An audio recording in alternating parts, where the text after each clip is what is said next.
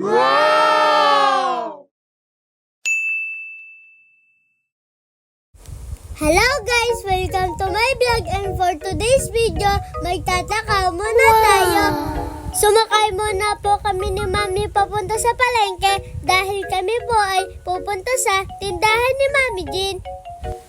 Ang tindahan nga po pala ni Mami Jean ay mga native at pang souvenir sa party or any occasion. Shout out nga po pala sa Daisy Jean Native and Handicraft. Visit na po kayo kapag napunta kayo dito sa San Pablo City, Laguna.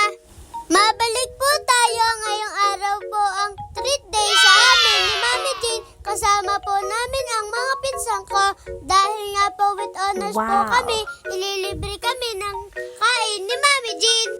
O diba, dapat laging sipagan at pagbutihin ang pag-aaral para matuwa ang ating mga mami at magka-reward tayo.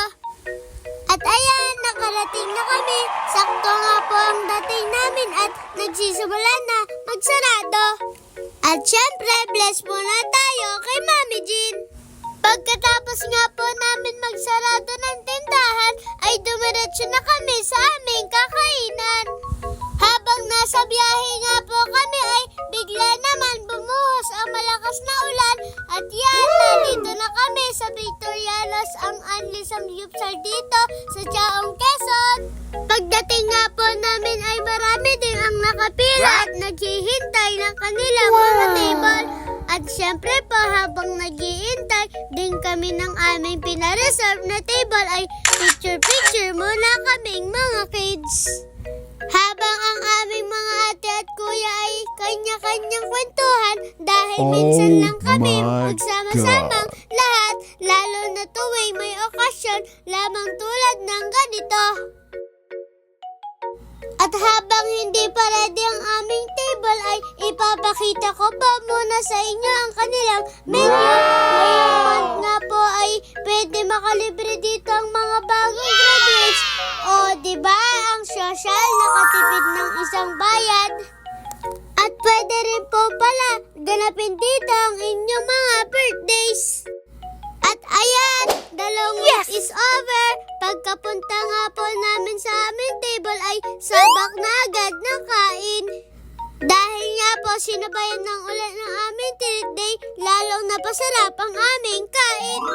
At habang nakain, hindi mawawala ang masayang kwentuhan at tawanan kasama ang Hesmundo Babies.